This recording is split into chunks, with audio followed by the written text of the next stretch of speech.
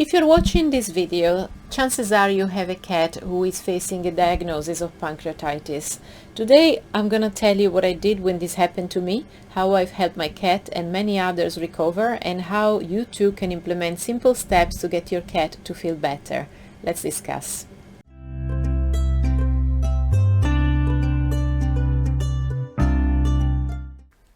Hey, welcome to my channel.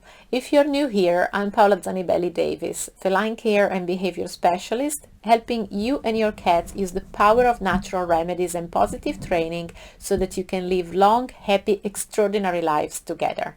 If you know me already, hi friend, nice to see you again. I publish one new video every week, so make sure to subscribe to my channel and hit the notification bell so that you don't miss any new exciting content. Now, before we get into today's topic, let me get the disclaimer out of the way.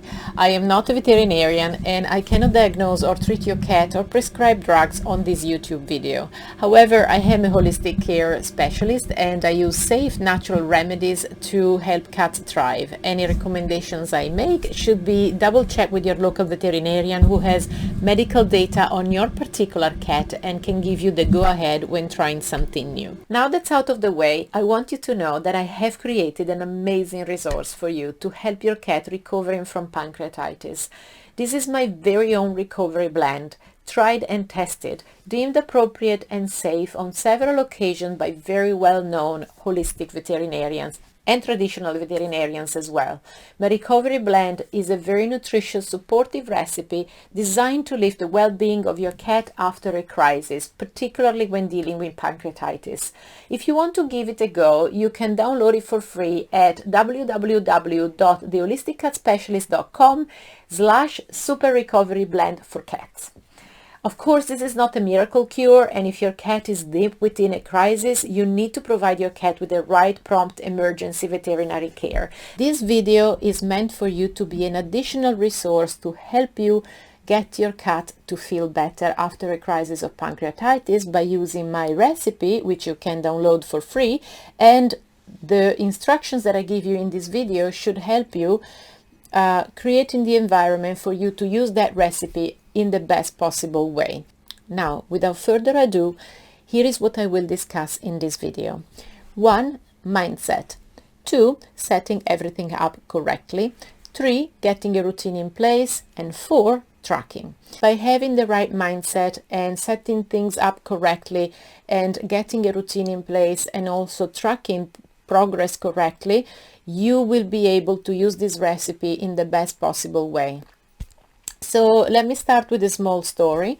About 3 years ago, my soul cat Pardino felt sick. This caught me completely by surprise. He didn't feel like eating just as usual, and then after a few days he completely stopped eating, and this was something that he never did before, and I immediately started to worry. So I called the vet, and the vet said to wait and to see how things were progressing, and after another day of not eating, I was getting even more worried, and the situation went on for a few days until we reached the weekend where my cat was not doing very well at all, and he now was in a place where he didn't want to drink as well as not eating, which was a massive problem, and therefore I became a day and night nurse for him, and every 20 minutes I was giving him fluids by mouth, and I was trying to do everything I could to make him comfortable and to help him, but obviously I didn't know exactly what I was dealing with, even though I had a suspicion that this could be pancreatitis because I have run some tests at home and I do my urinalysis at home with my cat. I wasn't able to admit it at the vet before the weekend, and I now had a very sick animal that I needed to care for, and it was very, very difficult. I was extremely distressed, and you know, if you are in a situation where your cat is ill and is coming down with a crisis of pancreatitis, you know exactly what I'm talking about. If you are equipped with the right things and the right measures to face this sort of situation, you will feel so much more empowered as a cat parent. After I faced this situation, I set this up and it has made my cat feel much better, and 3 years later now, we haven't had any other instances, and my cat has progressed through recovery very well. So I am doing this video just to try and help you as much as I can, and if you want to get in touch with me, of course I am here to help you further. So basically I got to the weekend and my cat was doing not very well at all, and we finally were able to admit him at the vet the following day, and he basically went through a week of intensive care.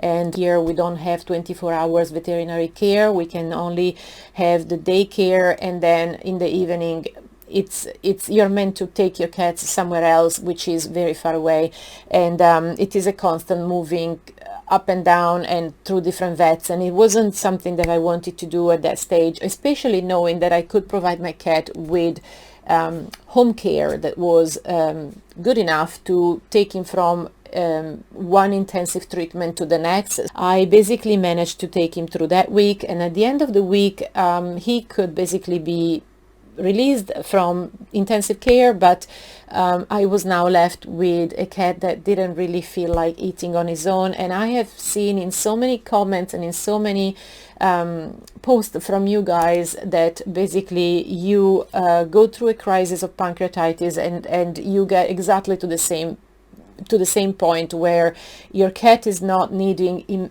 immediate medical care and intensive care, but is not in a situation where he is completely feeling better and wanting to eat his food naturally. So at this point I decided that obviously I didn't want him to I didn't want to wait for him to be willing to eat on his own, because he didn't look like he wanted to eat.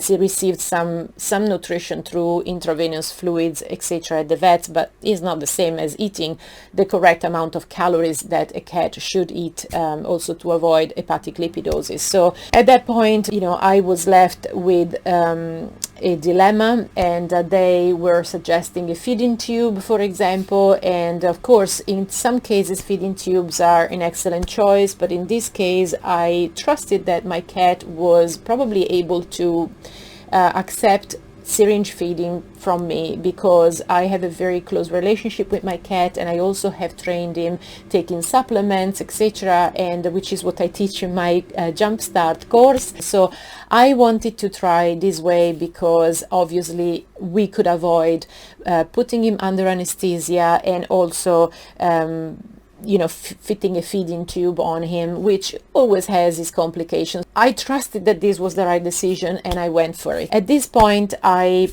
pulled together all the knowledge that I accumulated during these years of studying holistic medicine and holistic treatments and natural remedies. And long story short, I put together this recipe. I got myself the right food to blend, a little bit of filtered water, and then I started making the blend, and every day I would add one supplement. By the end of basically in a couple of weeks, all the supplements were in the blend, and we just continued basically with this really nutritious, supportive blend that was helping my cat recover. My cat had lost weight during that time. We were in a situation where he had lost 1.3 kilos, and on a cat that was in perfect shape at 6 kilos, to have a cat that was at now at 4.7 kilos, obviously you could see a massive difference, and I could see he was so skinny, and it was just painful to see. I wanted him to get back the weight that he lost as fast as possible. I wanted to obviously give him as much as I possibly could to allow him to get the good nutrition that he needed to regain the weight, and also because with pancreatitis, eating is part of the recovery. So when a cat comes back from the vet, from having intensive care, the first thing you want is for your cat to eat, because this helps the condition go away and it helps his system to go back to health, basically. Within a couple of months, my cat was back to his normal weight, or very, very close to the 6 kilos mark, and I was very happy with this. I could diminish the mixture that I was giving him every day. I still kept it going because this was an excellent thing for support, but the quantity became much less, and so my routine slightly adapted and changed according to the amount of mixture that I needed. This has helped him get back to health completely, and the vet was absolutely surprised to see how my cat was doing after only 2 months, to see him back at his normal weight and doing so much better.